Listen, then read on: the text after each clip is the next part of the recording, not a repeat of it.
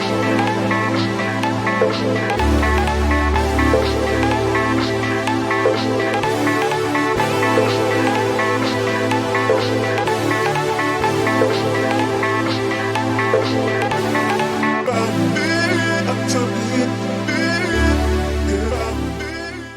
morning. I'm welcoming you into the new series of EC. This time it is Law for CA students, the Business Law module of Paper 2 in the Foundation. Okay? It's an easy paper once you know the concepts.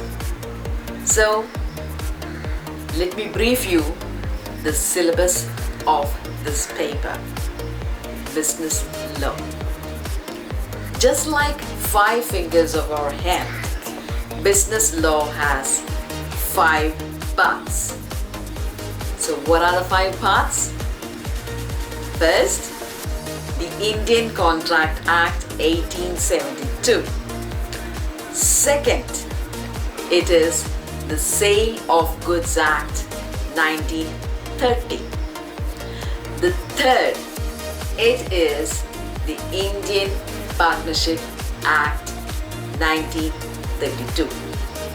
Now the fourth one, it is the Limited Liability Partnership Act 2008.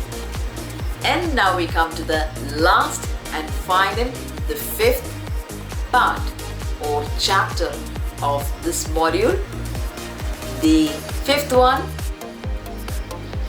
the Companies Act 2013.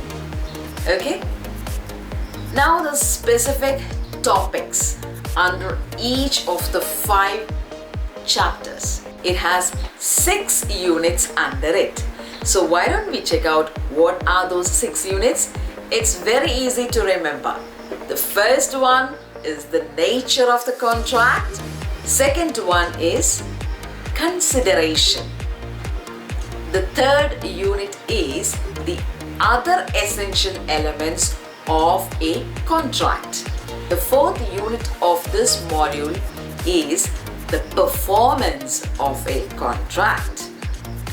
Now, if performance doesn't happen, yes, it is the 5th unit. That is the breach of a contract. And what happens if a breach happens? Yes, it's remedies. So the 5th unit is the breach of a contract and remedies. And now the 6th and the final unit under this chapter, it is contingent and quasi contracts. Okay, now we move on to the next chapter, chapter number 2, the Sale of Goods Act 1930. It has 4 units under it. First unit, the formation of a contract of a sale. Okay? The second unit under it is conditions and warranties. And the third unit under the Sale of Goods Act 30 is regarding transfer of ownership and delivery of goods. Okay? And now we come to the last unit of this chapter, the 4th one. It says the unpaid seller. Okay? So, chapter number 3, the Indian Partnership Act 1932. In this chapter,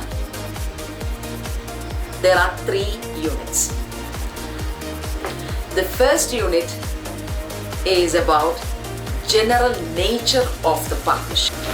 The second unit is about the relations of partners. And the third and final unit of this chapter is registration and dissolution of a firm. With that, we have finished the 3 chapters. We are moving to the 4th chapter. That is Limited Liability Partnership Act 2008. It covers 4 aspects So let's check out what these 4 aspects are. The first aspect, it's the need, the scope and advantages.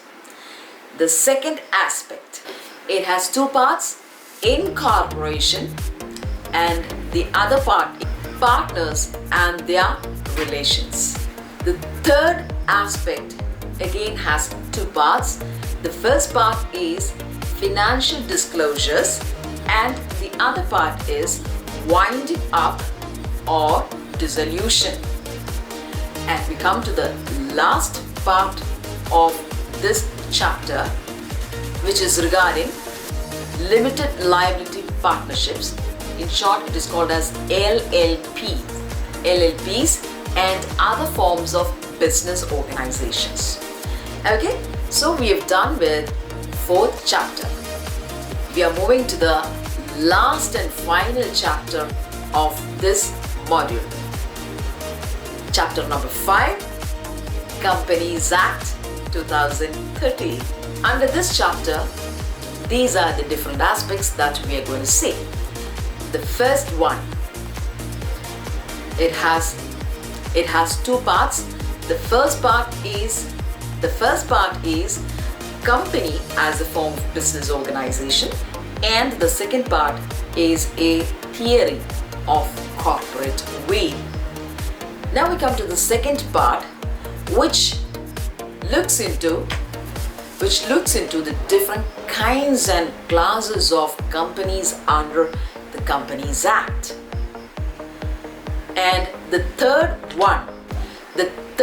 one is about the registration of companies. And the final and the last part of Companies Act 2013, Memorandum of Association and Articles of Association. So for foundation, we've got 5 chapters to be discussed. In the coming videos, we'll see what the different chapters and units is actually discussing.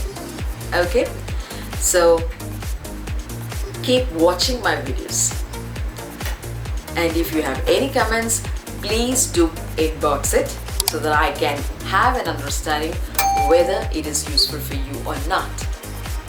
Kindly do share this video and please click on the bell icon so that you get the notification when I put a new video on the subject. And above everything, please don't forget to subscribe my channel. Easy. Okay, so thank you for your patience and hope to meet you in the next session. Bye.